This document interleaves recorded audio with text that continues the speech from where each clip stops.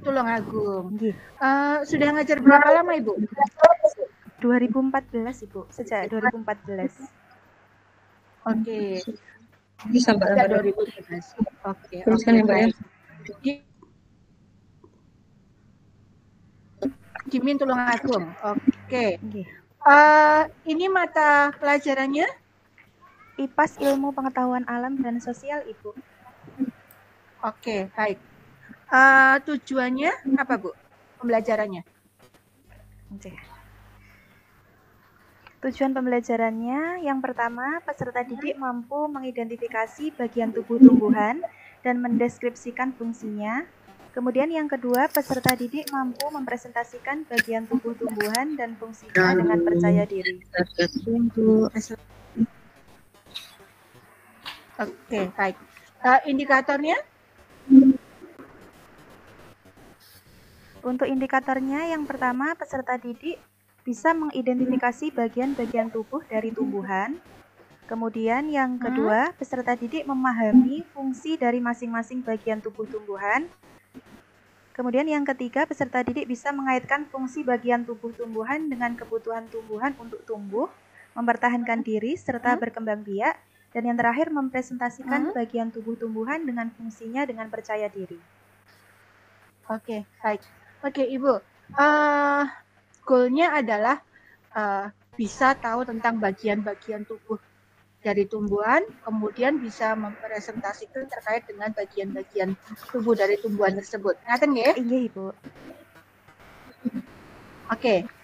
Kalau saya tanya, kira-kira di RPP panjenengan ini, di rencana pembelajaran kelas panjenengan ini, teori pembelajarannya apa? Teori pembelajarannya apa? Iya, saya mengambil teori belajar konstruktivistik. Mengapa demikian? Karena siswa saya olah untuk membangun sebuah pemahaman, kemudian menciptakan konsep dari proses pembelajaran tersebut. Oke, teori lainnya adakah yang dipakai? Untuk yang lain seperti metode, Ibu. Metode saya ambil PBL, Problem Based Learning, kemudian ada pendekatannya untuk penugasan, diskusi, tanya jawab seperti itu. Oke. Berarti teori belajarnya satu nggih? Inggih, dengan kognitivistik, Ibu. Oke, kenapa, Bu? Saya mengambil kognitivistik. Kenapa kok pakai teori itu? Karena dalam pembelajaran ini saya juga mengutamakan untuk hasil pengetahuan siswa, Ibu. Selain daripada konstruktivistik tadi, bahwa anak-anak itu bisa memperoleh konsep dari proses belajar melalui diskusi. Selain itu juga nanti bisa meningkatkan hasil prestasi dari belajar itu sendiri, ngaten. Oke. Belajar berpikir terkait dengan bagian-bagian tubuh beserta fungsinya, ngaten? Nggih, Ibu. Oke, baik. Model pembelajarannya apa, Bu? Model pembelajarannya problem based learning, Ibu. Oke, kenapa kok pakai problem based learning? Karena dalam problem based learning ini siswa dituntut untuk memecahkan suatu masalah-masalahnya sendiri, di mana guru di situ berperan sebagai penuntun atau fasilitator saja, mengarahkan saja. Di mana siswa yang nanti berperan untuk, oh ini apa konsepnya, setelah kita beri stimulus nanti bisa membuahkan sebuah konsep baru, kemudian bisa menyimpulkan seperti itu, Ibu. Oke, metode pembelajarannya apa, Bu? Gimana, Ibu? Metode pembelajarannya apa, Bu? Metodenya tadi ada diskusi, penugasan, begitu, Ibu. Bisa diulangi? Metodenya adalah? Tadi menggunakan problem based learning, kemudian menggunakan pendekatan penugasan, diskusi, tanya jawab, seperti itu, Ibu. Kemudian penugasan, gitu? Inggih. Oke, baik. Jadi tadi punyanya Bu Dwi Teorinya adalah kognitif, model pembelajarannya adalah problem based learning, kemudian metodenya dengan menggunakan diskusi dan penugasan. Oke, Bu. Dari kelas panjenengan itu dikatakan menarik, kelas panjenengan dikatakan menarik itu karena kegiatan apanya, Bu? Ya, atau di sisi mananya dikatakan kelas panjenengan menarik? Oke, dalam pembelajaran ini Ibu ada sisi menariknya di mana pembelajaran ini nanti anak-anak berdiskusi, kemudian bisa mencetuskan hal-hal yang kreatif. Misalnya satu kelompok itu berdiskusi, kemudian apa sih ini nanti dari mereka yang kelompoknya itu heterogen itu bisa menyumbangkan pengetahuan mereka yang beraneka ragam, kemudian bisa memunculkan suatu ide-ide kreatif yang mana nanti di tugas 2 itu ada tugas penggolongan jenis-jenis akar serabut dan jenis-jenis akar tunggang, Ibu. Di situ kami menayangkan video pembelajaran yang mana belum dikasih tahu kalau ini loh serabut itu ini tumbuhannya ini belum. Jadi anak-anak nanti dengan kemampuan mereka bernalar kritis itu bisa menentukan oh yang ini toh ciri-cirinya yang akar serabut itu biasanya apa, batangnya biasanya tidak bercabang seperti itu, Ibu. Oke. Dikatakan kelas panjenengan itu bermakna ditinjau dari mananya, Bu? Pada kegiatan apa? Oke. Bermakna itu karena anak-anak belajar menemukan konsepnya sendiri itu tadi, Ibu. Di samping itu, saya menggunakan TPACK, di mana tuntutan pembelajaran abad 21 yang mana guru itu harus secara terampil menggunakan video pembelajaran atau yang lainnya. Bisa diulangi, Bu? Inggih. Gimana, Ibu?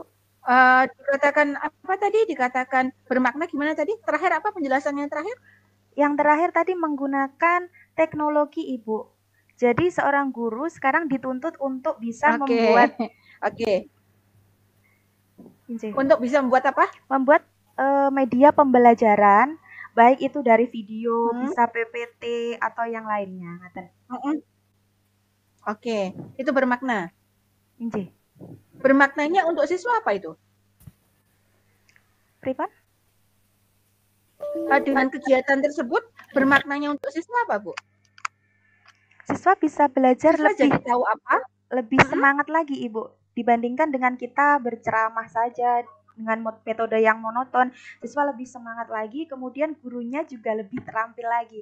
Dari yang mulanya saya belum bisa membuat media menjadi bisa dengan rangkaian pembelajaran PPG ini menjadi bisa, ngaten Ibu. Oke, baik, terima kasih. Oke, Bu, bisa ditunjukkan penerapan dari P5 dalam kelas panjenengan? Oke, kalau untuk P5 ya ada berkebinekaan global. Ketika awal pembelajaran itu kita menyanyikan lagu nasional, Ibu. Setelah itu berdoa untuk yang beriman dan bertakwa itu berdoa. Kemudian ada kreatif dan kreatif itu ketika diskusi, Ibu. Kemudian ada gotong royong juga ketika diskusi. Ngaten. Oke, cukup. Kemudian untuk penerapan pembelajaran rahmatan lil alamin yang mana? Kasih satu aja contoh. Okay. Rahmatan lil alamin yang paling dominan ada di diskusi berupa musyawarah atau syuro, Ibu. Oke. Ada toleransi juga. Kelas kita itu kan biasanya gini, Bu ya. Kelas normal kita itu ada kelas anak-anak yang belajarnya cepat. Ada anak-anak yang belajarnya sedang kecepatannya. Ada anak-anak yang belajarnya lambat. Oke. Terkait dengan materi yang ada di kelas panjenengan ini, terkait dengan pengenalan dalam fungsi dari tubuh kayak gitu. Itu kira-kira bagi anak-anak kita, siswa kita itu kemungkinan akan ada masalah nggak di beberapa siswa kita? Kira-kira seputar apa masalah yang mungkin muncul?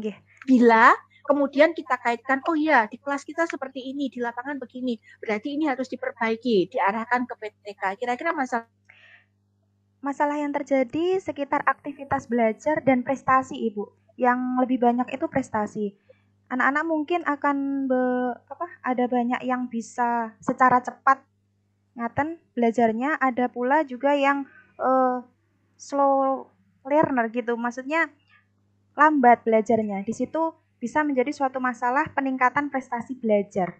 Ketika nanti mungkin ada membahas PT. Kalau kita kaitkan, kalau panjenengan kaitkan dengan materi panjenengan, permasalahan yang mungkin muncul kira-kira apa? Terkait dengan tujuan dan indikator panjenengan, nanti kira-kira ada kemungkinan kalau misalkan ada masalah, ada problem itu seputar apa kemungkinan? Kalau untuk sesuai materi saya, kemungkinan kebanyakan itu tentang menyajikan, Ibu. Menyajikan hasil diskusinya itu kadang anak banyak yang kurang percaya diri, seperti itu. Oke, kalau itu ditarik kepada PTK jadinya gimana? Peningkatan rasa kira-kira peningkatan rasa percaya diri anak dalam menyajikan rasa percaya diri, dalam menyajikan hasil diskusi. Ngaten. Oke, baik. Terima kasih. Cukup Bu Dwi. Oke, terima kasih. Ngaten Ibu nggih. Oke. Matur nuwun Ibu. Assalamualaikum. Ya, sami-sami Bu. Waalaikumsalam. Bu Dwi kalau misalkan mau keluar duluan dipersilahkan. Kalau mau stay juga monggo. Oh, nggih, terima kasih Bu. Oke, sekarang ke Bu Mutmainatul Marwiyah. Monggo Ibu. Oke.